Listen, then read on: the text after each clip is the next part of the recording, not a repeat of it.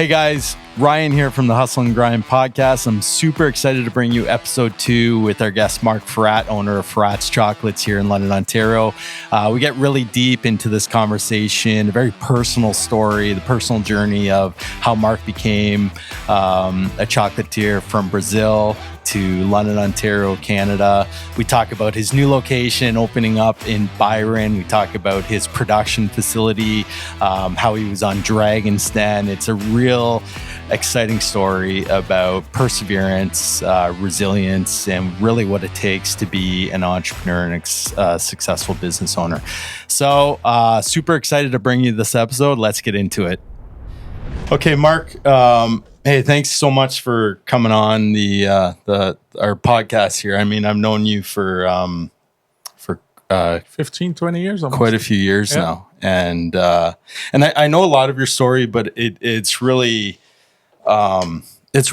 Every time I talk to you or I hear you talking to someone, I always learn something new about your story. And I think that this would be a good opportunity for us to kind of explore, your story, the origins, what made you Marc Forrat, the chocolatier, why chocolate, right? Mm-hmm. There's so many things you could have done. What is it about chocolate? And I know it's very personal to you, and there's a great story behind it to where you are now as an entrepreneur and business owner. And I'd love for the audience, for our listeners, to really hear your origin story. Why don't we start there? Sure. Yeah. Thank you. First of all, thank you for having me. It's an honor to be here. I don't know if I'm already there where I wanted, but thank you for the kind words. I appreciate that. You're still on the path. Still on the path. That's right. The story's not complete. Yeah, for sure. I was born in Brazil from French parents, and trying to make this story as informative and as efficient as possible, because I'm known for talking a lot. So I can. Well, it's important. I think it's important. Your origin story is very important. It's very engaging, and I've heard it several times, but I've heard you tell it in so many different ways. Yeah. So that's the problem with I don't do things. I don't talk about things, especially my company, in a specific way, because it always comes from my heart. I'm not a scripted guy. When I was on Dragon's Den, I didn't know anything about it until really a day before. So the origin really of Marc Forrat is this kid, 12 years old, extremely bullied in school, from French parents in a Brazilian school. My brother was a drug addict, so I would get home and get hit again every night.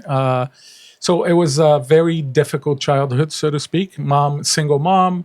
There's 4 of us, and working really hard. Literally 20 hours a day. I've witnessed my mom working 20 hours a day for years. And so one day I decided that I didn't want anymore really to continue with my life. Long story short, I wanted to end my life because my childhood was somewhat miserable, but I couldn't do it because of my mom. So I wouldn't be able to just get rid of my life and then leave my mom behind. So I one day had an epiphany, and I bought chocolate. I went to the supermarket and I bought 2 bars of Nestle chocolate, which you guys know the Lindt bars, the long bars that you can buy at Shoppers Drug Mart. Yeah, of course. Yeah. Those are 300. What do you mean, of course? You shouldn't know that any was of the chocolate. I said, of that course. was for us. You said that? How dare I say Gosh, of course? Darn it. Well, I mean, First of all, you have M&M's and a bowl over there in your studio. I know. And now you buy... okay, my that's God, fine. That's fine. Yeah, So at that time, the bars were like 3 times a stick, and it was a Nestle bar, right? Yeah. So I bought 2 of those bars with my economies, my little pocket cash, whatever you want to call it. Mm-hmm. And I put it in a pot. I melted it. I didn't know what it was doing. I burned the hell out of the chocolate. I added some nuts in there, and I made what we would call in Canada like a haystack. It's like a no bake cookie, right? And I went to my mom's snack bar. We had it wasn't a restaurant, it wasn't a pub, it was just a little hole in the wall that she started making French food, selling in Brazil. And as soon as I gave it to her customers, I wanted to do that to thank them for supporting my mom. So at a young age, I learned the entrepreneurial spirit from my mom. Right? So you're gifting these I was treats. gifting You weren't it. selling them. Not at all. I went and spent my own money, and I did that. I took a bag of granola from my mom's because she had a food corner and a health food store all in one.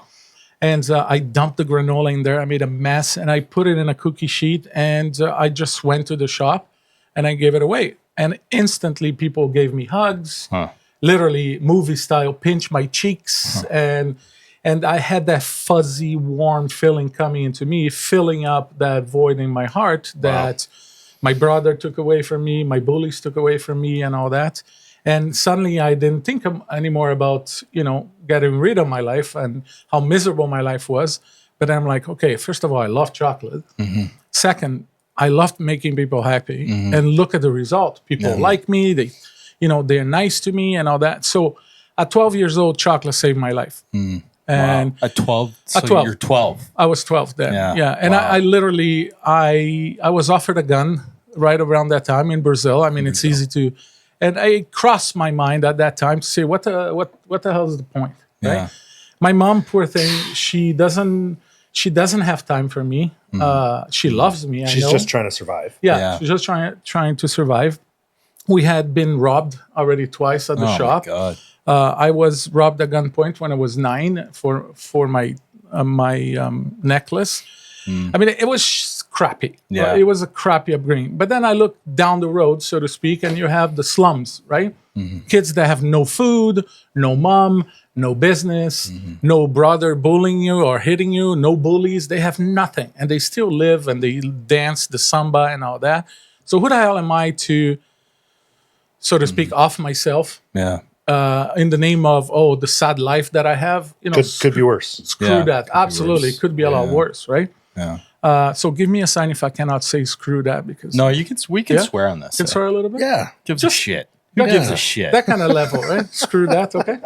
Yeah. So then, really, really quickly, I stopped feeling sorry for myself. I found an exit, and the exit was for me chocolate.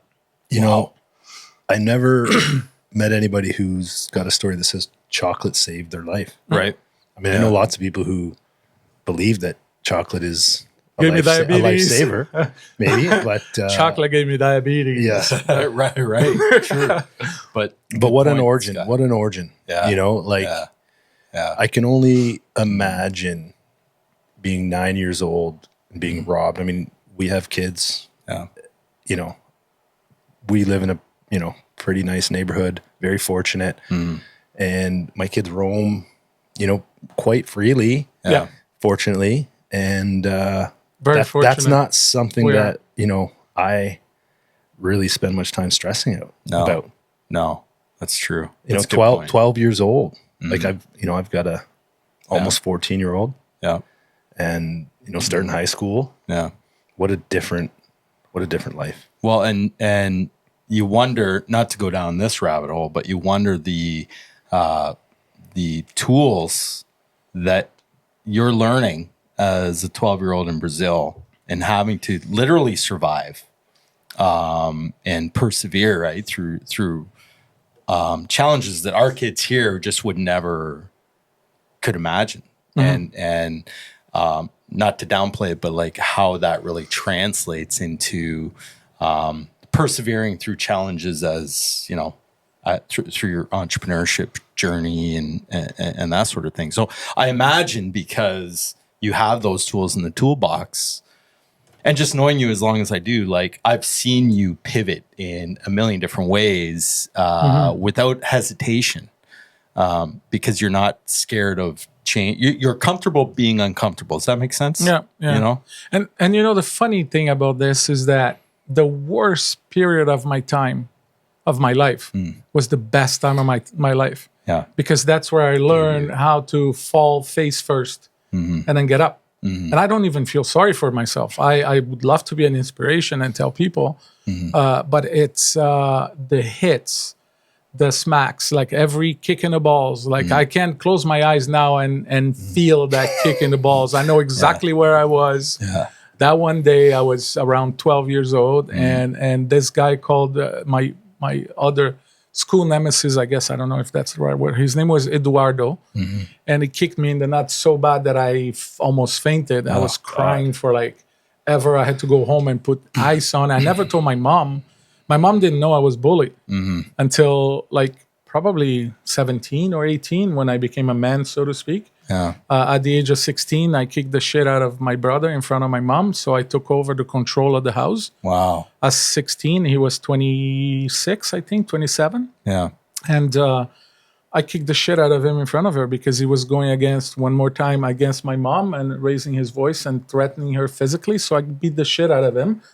I was almost 6 foot tall. I don't know how many pounds. Yeah. But yeah, and that's the day I became man of the house. Wow. And then I took over the protection of my mom, right? And I don't feel sorry for myself. It sucks. I remember that. I have obviously psychological, challenges every day because of that. Man, I watch Little House on the Prairie on TV with my wife. I cry. Yeah. I'm like, oh my God, that's so beautiful. Oh, he gave that sheep to that old family that doesn't have food. Oh, I wish I could give a sheep to everybody. So we're going to have some show notes because I'm not sure how many listeners even know what Little House on the Prairie is. But, I That's know aging me. I know what you're talking about, Mark. Show notes on Little House on the Prairie. Now, on a couple things I kind of thought about as you're going through that. Number one, a literal kick in the nuts. Not all of us have that, but life does throw you those curveballs, the kick in the nuts. And unfortunately, I think so much these days, we protect our kids from we bubble wrap them, not realizing that that's actually the opposite of what 100%. we want for our children. Yeah, because when you're a kid, you're so resilient. So resilient. Let your kid get smacked in the face. I mean, perhaps not literally, but even literally. Yeah. But then go to your kid and say, if someone bullies you, you protect yourself. You don't instigate, but you protect yourself. And then you explain what happened and you use your judgment. But don't be afraid of failing. Don't be afraid of getting into situations that make you uncomfortable. Well, and that's where growth comes, right? Yeah. Growth doesn't come from, everything lining up perfectly for you. No. Right. And it's a matter of, again, failure can be used in a number of different variables and contexts, but it's finding the resilience to know that, hey, if I want something, if I'm after something, it's not going to be easy, right? Nothing of great reward comes without great sacrifice. 100%. Yeah.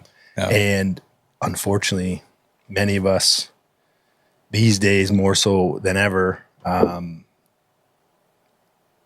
just are not willing to step outside of that comfort zone. And again, if you've grown up in an environment where things are easy and cushy and comfortable, and I even noticed with my own kids, and for listeners, you probably hear me talk about my kids a lot, so hang in there. My oldest, first-time parents at the playground. Oh my goodness, be careful, watch out, don't, right? And then you have number 2 and number 3, and you're like, let them figure it out, boys. Right? And talk right. about resilience. I just see it. I just see it based on how we change as parents when we, managing 3 boys is a lot different than 1. And, our second and our third are just a little more wild. Yeah. I have a say that I love saying to people is that I never learned anything from smiles, only from tears. And I don't know if anybody came up with that before, but I think I invented that. But that say comes from the heart. I mean, you learn absolutely nothing from joy. You learn absolutely everything from pain. Yeah. Pain is what teaches you. And pain is the thing that keeps you going. Of course, my wife keeps me going. Of course, my daughter keeps me going. My customers. Ryan Beliveau, 360 Momentum 360. All the people that are around to support me and to help me when I'm down there, still, so to speak, is what I keep going as fuel. I use as fuel. But, everything that I had in the past, I mean, I'm sorry, I'm going to swear, but bring it on, bitch. Yeah. It is what it is. If God one day decides that I got to get sick or whatever, that's different, right? It's not my, it's not my decision. But anything that comes and I have to decide, I'll take a smack right in the middle of the face. I won't even flinch. Is it flinch? Like turn my cheek. Yeah. But it will hurt. And then I'll go take a shower. And dude, I cry almost every day. You know, I'm just human, but I'm not I am a little boy still. Yeah. You know, I'm still 12 years old on the inside. Yeah. But I'm a man now, and I have the power to do better and to do bigger things. That's why I take risks. Unfortunately, like I was telling Scott a few minutes ago, more than half of the hair of my wife's, she doesn't have a lot of white hair. Honey, I'm not saying not you have listening. white hair, okay? Yeah. But so out of the 7 You feel white, responsible though. out of the 7 white hairs that she has, 6 are directly related to me. Yeah, 6, only 6. That's good. Now, there's a few things that I'm going to want to come back to, like, you know, surrounding yourself with a team. I'm taking some notes here, inner child risks, but take us through, you're now 16 in Brazil, and what brings you to Canada? Take us kind of into a hyperdrive, the journey to where you become Marc Forrat, the chocolatier. Okay, so I'm almost 16 in Brazil still. My mother gets a phone call saying that she's supposed to go to the lawyer, and then she goes to her lawyer, and she brings me with her. At that time, I'm already 5 foot something, right? So the streets of Brazil are not extremely safe at that time. So I go with her, I sit down in the office again, can close my eyes and see that woman across from us, my mom's lawyer, and she hands my mom a piece of paper, and she goes, Mrs. Forrat, the plaza sold to the bank. So imagine the plaza I have here in Byron, the plaza where we are now, right? Yeah. Imagine a bank was downstairs and they bought the whole plaza. Okay. And they kicked everybody out Really? to build a super bank, right? Oh. Imagine that. So all the tenants are All gone. the tenants, right? They have I think it was 6 months or so to get the hell out of there. So including your mom, Including and my mom her shop. and her shop that now was doing really well. Okay. Yeah. She was the best restaurant in town. And Sao Paulo at the time was probably 14 million people. Yeah. People came in from all corners of the city to go eat her stuff. Wow. We would go to the bank at that time directly in the vault to deposit the money. So that's how successful she became, right? Okay. And so we get a piece of paper written 100,000 reais on it. And her restaurant at the time was worth probably 2 million. So they gave her 5% of the worth of the restaurant. Oh my God. And her own lawyer said, and Mrs. Forrat, I will not keep you as a client if you want to fight this, because you're not going to win. And I remember those words. I was about 16. Yeah. And my mom had a few months to pack up. She took the $100,000, which in relation to today's money, it was probably 20 grand. Probably not a lot. Yeah, not a lot. And her place was worth 400. Whatever, right? I mean, don't quote me on the money. Yeah. So then we left. We left, and my brother, the drug addict, he at that time was a little better, but so he stayed in Brazil. We, so to speak, left France with one hand in front and one hand in the back and 2 luggages, and we showed up in France, and from there, my mom became a cleaning lady, and I stopped school. I didn't finish school, and I went to work in construction because I was by then now 6 foot tall and wide as a brick wall. So I started working, and my brother followed us a few months after, and that's when a couple weeks after I'm like, okay, you know what? This is not Brazil anymore. Yeah. I'm the protector of my mom now. You're not the man of the house. You had your chance. Yeah. And I beat the shit out of him in front of her on the sofa. I just literally grabbed him by the neck, suspended him, threw him in the couch in front of my mom. Yeah. And with my leg, I blocked his 2 legs, and with my left hand, I blocked his 2. I was like enraged. My mom said after that I was possessed. You know, all this past came out. Yeah, it just built up. And then I just lifted my right hand and I say, you move and I'll kill you. Obviously, there was some physical altercation there. But then at the last time when I finally subdued him, I was just going to plow him on the face. And he started crying and I stopped. So that's when it became, when we moved to France, right? Did that help clean him up? Was that a wake up call for him? Oh, 100%, 100%. But my brother is still heavily medicated to this day. He's never been able to hold a job. He's a baby of the war. So when my parents were in Algeria, in the French-Algerian War, he was in the wound, and he grew up between bombs. And my dad was so weird, but I'm gonna say that to people. I don't usually say that much, but my dad was in the Secret Service, French Secret Service. Wow. And he was an intelligence guy. Wow. And the Algerians at the time, like the Arab, I guess, resistance, you want to call it, they found that out and they were going to come and kill my whole family. And that's why you and that's they to fled Brazil. They fled Algeria to go to Brazil. And at that time in France, there was two countries with diplomatic relationships with France. One was Brazil, one was Canada. So everybody that came to Canada, most people that came to Canada succeeded as an immigrant from France of the 1960s. And then people that went to Brazil went through a lot of other shit, right? hardships. So is that when you came to Canada? When did you come to Canada? I came to France first, 1988. France, 88, I was 16, and I went directly into construction. I learned how to build stuff, and at the same time, I started my chocolate business because I remember from Brazil, like the reaction of people, and it was already in my blood, right? Yeah. So because I was in France, I couldn't make a living in chocolate. I just went to construction. Yeah. But then I started doing, door-to-door chocolate eggs. Oh, you did?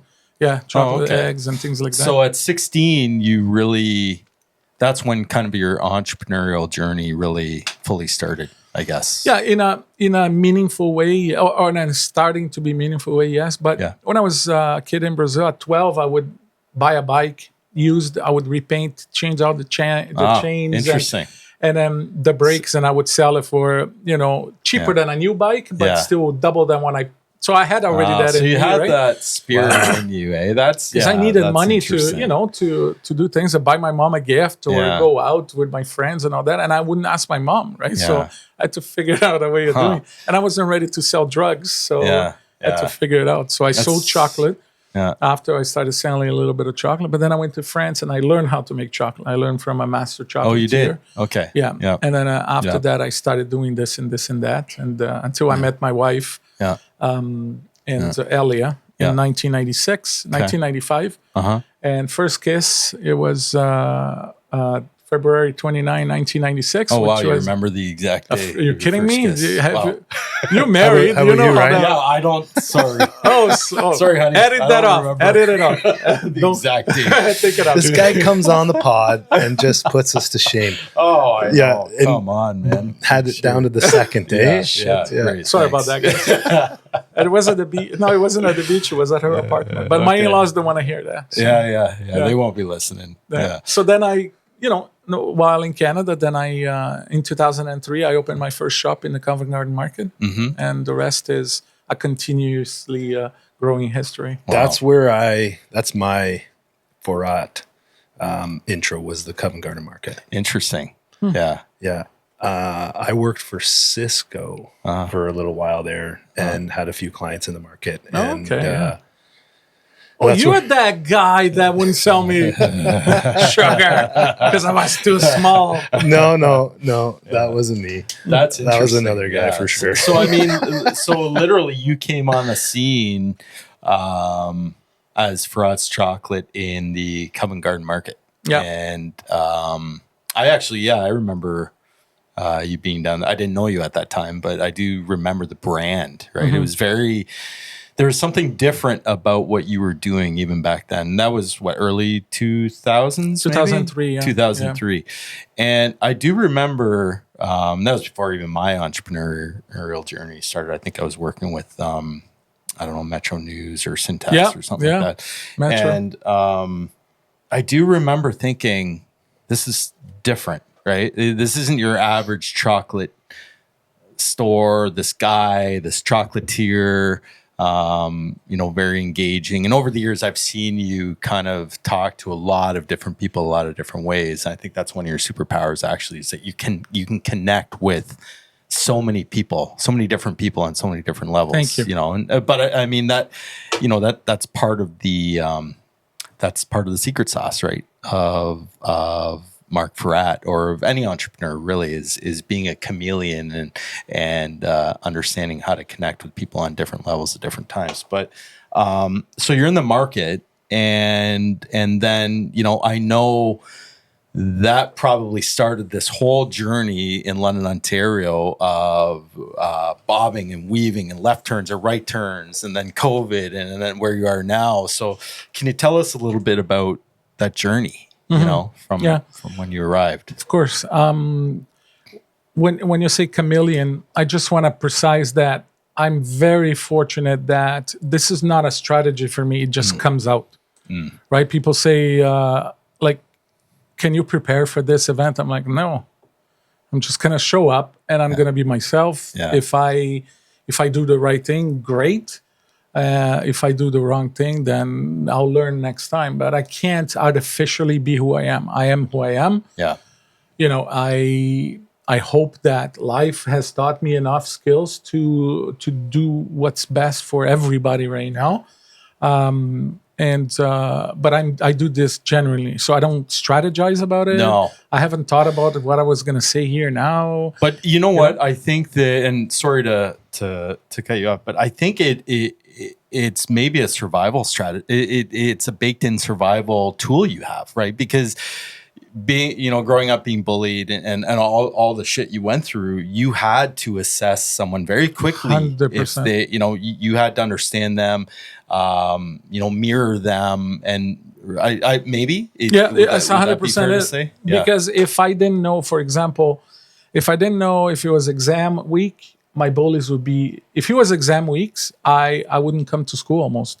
I would just go for the exam. Right. And we call that in France l'école buissonnière. Buisson is what do you call those green things that you a hedge, an edge or hedge? A hedge, Hedges? like a plant, or like that like wall of green. Oh yeah. So it's called hedge. buissonnière because buisson is an edge.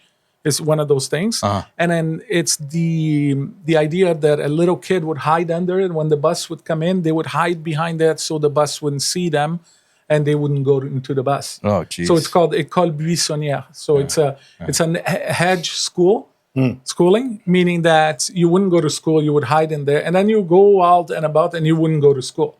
Oh, wow. And at that time, they wouldn't call the parents all the time. You know, like if you're 15 minutes late, the principal will call your parents, say, hey, what's going on? Do you have enough gas? Yeah. You know, to bring your kid to school, what happened? And now back then, nobody gave a shit about there's you. no cell phones back then. There's no, there's nothing. So my mother didn't know I was doing that. Right. But when it was specific days, I wouldn't go to school not to get beat up.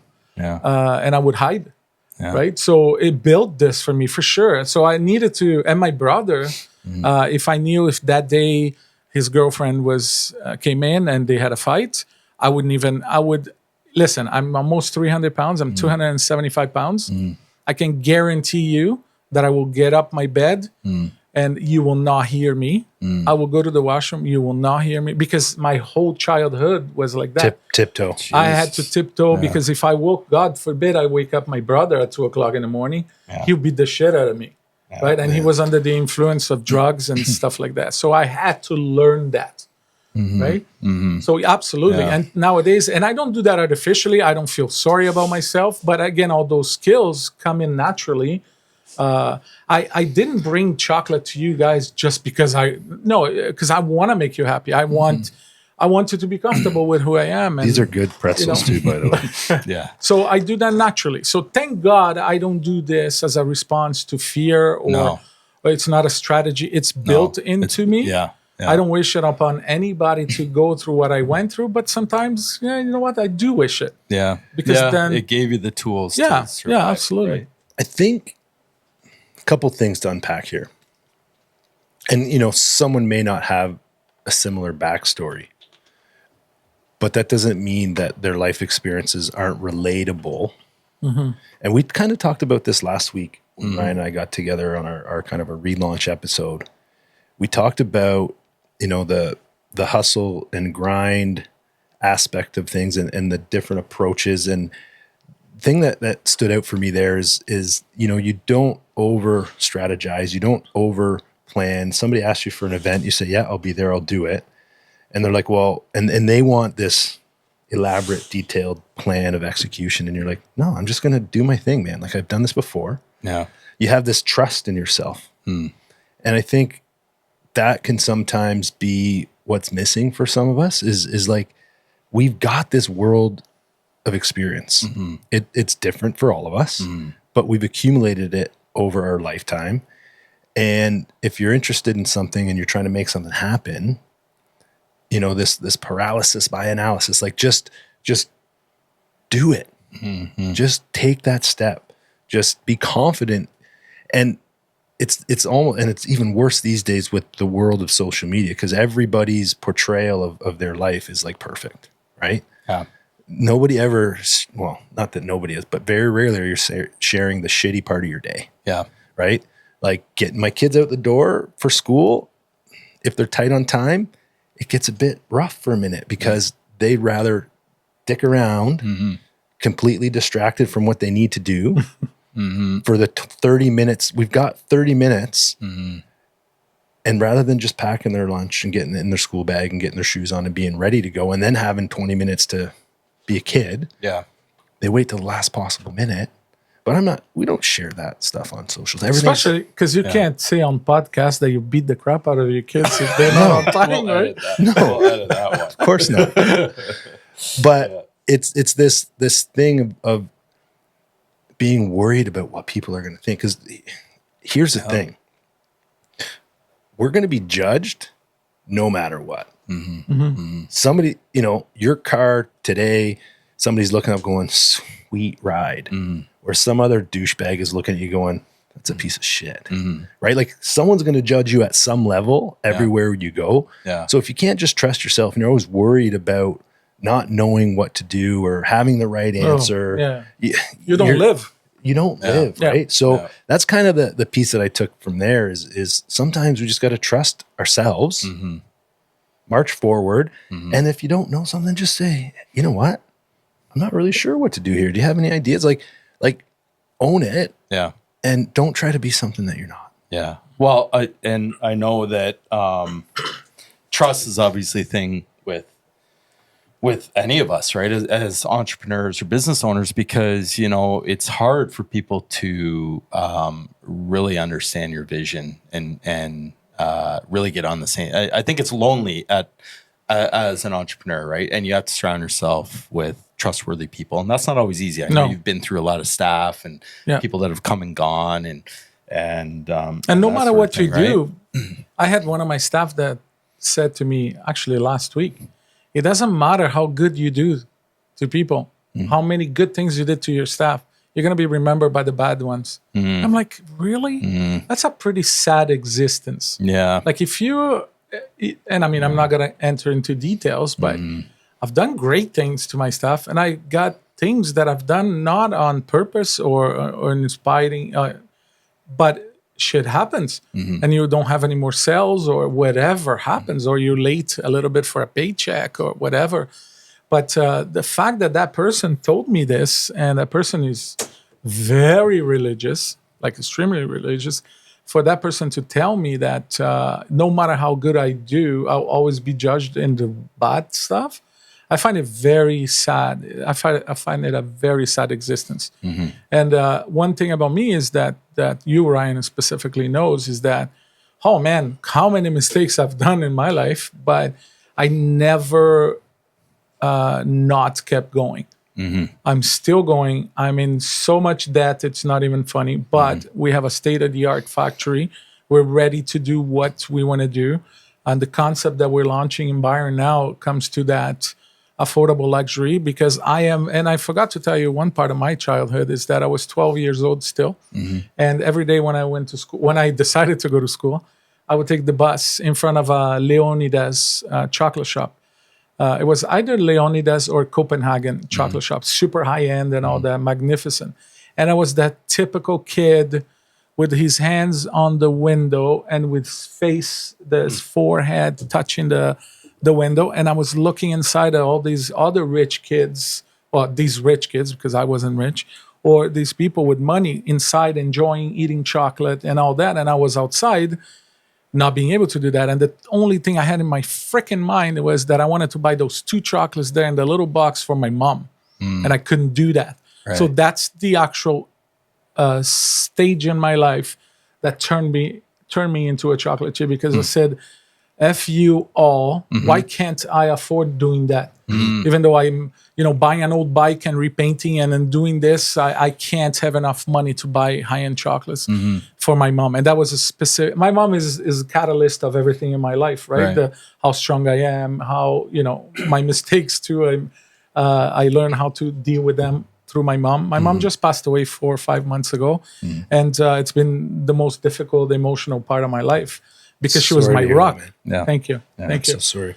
But that's really what made me. And today, over leveraged, right? Like, you can't. I've been trying tell me if it's true for you guys too. I tried to make an omelet without breaking the egg. Are you guys able to do that? No, haven't figured that out. Yeah. So I've been trying. And another thing I love, I think it was Kevin O'Leary that said that when I was on Dragon's Den. I think he's the one that made that comment to me, is that I'm impressed with you as on your presentation. And the harder you work, the luckier you're going to get. And then that stuck with me. And I can't find any other way. So nowadays I have a state-of-the-art factory. I'm ready to launch the first affordable luxury franchise that I've ever heard of it. Because I never heard anybody saying, you know what, I'm going to take extremely high quality and drop my commission basis or my profits 40 points to see if I can kick in some volume. I never heard of that. I want to dig into that, because I'm intrigued by your vision. Yeah. And I know you mentioned, you've leveraged the opportunity to kind of put yourself in that position. Like, so, I mean, I'm not a chocolatier. I don't mind cooking. Probably enjoy barbecuing more than anything. But, take us through, like, chocolate truffles are delicious, but there's a reason why they're costly. Right. Yeah. And it's not just the ingredients. I think a big part of it is labor, correct? 100%. Yeah. I mean, the ingredients nowadays, we've seen a growth in chocolate prices of 30% in the last couple of years. Wow. Which is huge, right? Yeah. But the thing is that I think most chocolatiers, and a lot of people are going to hate me, but I don't care. Yeah. They're taking advantage of that with the customer. So in a kilo of chocolate that you would pay, $15 a kilo as a chocolate manufacturer or chocolatier like me, you're going to pay 19 now, right? These $4 in a kilogram equates to a few cents, like maybe 10, 20 cents on a piece of chocolate. When you make a piece of chocolate for 40 cents and you sell it for $2, who gives a shit that it costs you 60 cents now? Yeah. Why are you going to sell it for $4? Yeah. Because you're greedy, right? And this is the big thing right now. And I love that from people, because then I can look at it. And I have a very good friend of mine, Tom. You remember Tom, Ryan? Yep. And he's between being a stock market guy, he's super good with numbers and all that. And he's like, Mark, if it costs you 40 cents to do something, now it costs you 75 or 70. Who cares about still sell it for $2? Yeah. And I'm like, 100%. Yeah. 100%. Because let me go back to my mom when she had the health food store. Yeah. I remember my whole life, guys. And I know I keep saying I close my eyes, but I close my eyes, I see that white beat up van, and the guy inside was delivering honey to my mom, like literally cases of honey. And each case was 12 kilos of honey, 12 jars of 1 kilo. Yeah. And he delivered 39 cases to her. And I was helping, take the cases back and forth. And there was one case left in the van, in the truck, whatever. And I say, hey, Senor João, Mr. John, in Brazil. He goes, we forgot a case. He was leaving. I said, no. He goes, that's for your mom's competitor down the street. She had a competitor 200 feet away. And I'm like, that's weird. And I say, how come? And he goes, well, your mom buys 39 cases of me a month from me. He buys one. I'm like, why? What happened? He goes, because your mom sells a kilo of honey for $6 and he sells it for 12. So everybody goes to buy honey from your mom. Right. And my mom makes a lot less money than him, but no, she makes a ton more money than him. Volume. And Yeah. instead of selling it for to that other guy, it's $8 a kilo. To my mom, it's $6. Yeah. Right? Yeah. 6 times 720 or whatever units. It's already profit. It adds up. Right? Yeah, it so does. that's what made me come to the Marc Forrat of today. That we're launching that affordable luxury. Affordable. I love that. So I know you're a busy guy, Mark, and you know we can't keep you all day, although I'd love to. No worries. But you know, as we kind of like close things out and that sort of thing, you know, we talked about how you kind of launched the brand at the market to now. So tell us a little bit about what's happening now. So you've just launched a new location in Byron, which I've seen. It looks phenomenal. Now this is a retail location because there's also a commercial aspect here because he's got some new equipment. This is where some of that leverage comes from. Yeah. We now have a factory inside the Grove, which and is can you explain the Grove to people? The Grove is on the old Congress. I think it was Congress building downtown where the Western Fair was. Yep. Where you had the cows and all that in during the Western Fair, the fair. So it was an initiative from FedEv, the federal government, the City of London, and the Western Fair District. And they picked 20 of us to be the recipients of a $3 million investment into small business. Wow. Or whatever, 4 million, whatever it was. Yeah. And each one of us had a small chunk of it, and it helped us build our factories. So now I came from a humble, 2 tables into a 2,000 square foot state of the art, so to speak. I mean, don't get me wrong. There's no robots and all that. Although I do have one machine that is pretty much automatic that removed the mechanical aspect of filling up a truffle, for example. I can do them much faster now, but it doesn't compromise the quality of it because the ingredients are the same. There's still manual labor involved, but instead of filling up a truffle with the shell first and then wait, and then the filling, and then wait, and then the top of the chocolate, it gets done in one shot. Wow. Right? So it's something to see. It's definitely really cool. So that allowed me to reduce my prices considerably without an emphasis on the without changing the quality. Yeah. The labor. So now you just been able to streamline the process to reduce the labor involved in actually being able to produce the same high quality chocolate. And then now, instead of jamming everybody like others are doing out there, you can maintain a reasonable price with a high level of quality. 100%. That's brilliant. Yeah. And that's why the concept of franchising these shops now, as a quick example, if you're going to buy a chocolate shop today, you're gonna put in on the table $600,000 to $700,000, right? And you'll never catch me talking about my competitors or anything. So great quality, different. Some of my competitors sell you a Ford. I'm going to sell you a Maserati. So a Ford will still take you from London to Toronto in 2 hours. Super comfortable, but it is an everyday car. Great. I will take you to Toronto in a Maserati. That is, the comfort's different. The sound system is different. The cushions are different. You can cool off your butt if you want at the same time. So again, nothing against Ford or Chevy or whatever. But I'm sorry, once you took a ride to Toronto in a Maserati, your life changed forever. But without the high prices, right? Exactly. So again, it's your that's the strategy, and that comes from the heart. Why? Because who made that decision? It wasn't Marc Forrat, the 50-year-old guy. It was Marc Forrat, the 12-year-old kid. Nice. Yeah. So that's how I make my decisions, so to speak. Yeah. And that's why I actually need this to succeed. Yeah. I need people to support that. I've seen it, and so it's in Byron. It's a small footprint of a store, which I think is very important part of the formula as well. Because when you had say the lounge or some of your other ventures, they were larger, and it's almost like you've packed this entire experience into this small space. Yeah.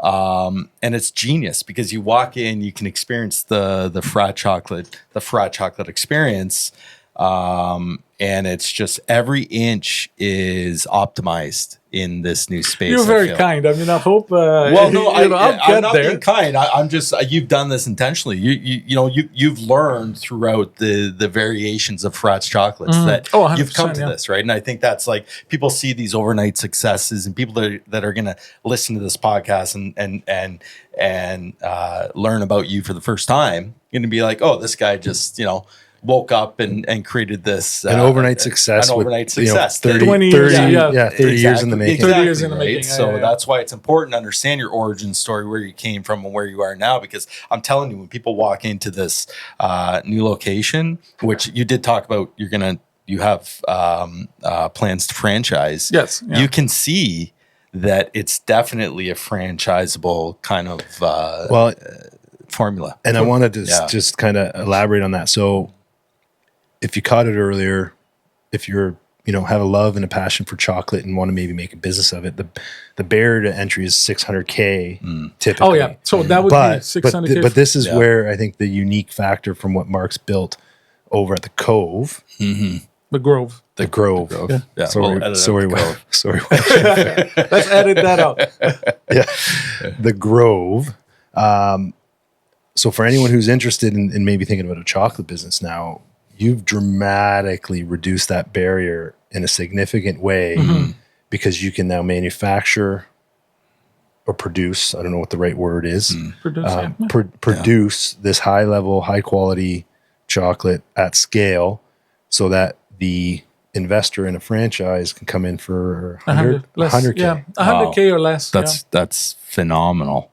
And the whole strategy is what's important, right? I couldn't go to someone and say, hey, what about you buy chocolate from me for $2 now and make 50 cents? Who's going to say that? Who's going to accept that? Now, because we're over leveraged, because we invested so much, and because we got lucky that we got this grant and all that, I can go to someone and say, okay, I can give you this chocolate that you will sell for $1.50. Yeah. I can sell it to you for 25 cents. Make a small little amount on for me, but I need volume, right? And then you make your money on. Back to the honey. Smart. Yeah, exactly. Back to the honey. Yeah. And then we're going to go into a franchise show next year. And we're using FMS franchising. They're from Toronto, and basically they're going to help us do all the paperwork and all that, make us into a franchise. And they're very affordable. They used to cost you $100,000 with a lawyer to do all the paperwork. These guys will charge you, $25,000, and they'll build you as a franchise. So then I can go to Toronto and set up shop in a franchise show, and then sell my franchises for $100,000, right? Yeah. So well, good luck. I think again the 20 plus 30 years or so of work, to become an overnight success is we talked about earlier. You're still on the path. Right? Yeah, when I'm feeding kids every morning 5,000 breakfasts in London, I'm on my way. Until then, it's just continuously building. And the biggest asset I have is my wife and my daughter, my family, of course, my customers and all that. Yeah. But money is just a byproduct of the success I want to have, right? So, but yeah, when we start and you hear through Momentum 360, my marketing agent, that we're starting to feed 5,000 kids in London breakfast, then you see that, oh shit, Marc is on his way now. So, So when can we expect? Can we kind of set a date here that people can expect with the grand opening? So the shop is done. Yep. Today we're getting the glass barrier, like I don't like to call it sneeze guard, but the glass done. This is the last piece of the mechanical part of the shop. Yeah. And then installing the machines, drilling the granite counters. Amazing. This weekend I'm going to do a fresh batch of my velvets, which is my mint smoothies idea. Oops, I'm not supposed to say smoothie. It's a trademark. Okay. But and then at the end of next week, I'm thinking next Saturday, not this coming Saturday. But okay, so very soon. So that's great. So as we, I guess as we're launching this episode, whenever that may be, pretty soon probably that people can expect the timing. Good timing, strategy. Yeah. So keep us posted on when that's official. 100%. I'd love to come back and then we'll make sure there's a link in. I don't even know. Are we going to have show notes in the bottom of our thing? Probably, yeah. So put some links. We'll put a link there, and yeah. we'll give a on nudge to socials. anyone who's been listening to us I to appreciate check that. you guys out. Yeah, definitely. And just as a Yeah. last note here, Ryan Bellevaux and your team, thank you so much for everything you guys do for me. Well, you make it easy. I'm not. I promise. I'm not yet your best customer, but hopefully someday soon I will be. I mean, there are, and I think, like I did mention this last time, maybe we'll just end on this, is that it's great working with clients who are committed and passionate, and not just necessarily chasing the money, but there is a story, right? And I mean, it helps, you've surrounded yourself with people you trust and believe in you, myself included, right? So, it's hard though. It does. Well, people like you, it's hard to find. You got to so commit, hard. right? Yeah. You have to commit to the good and the bad, and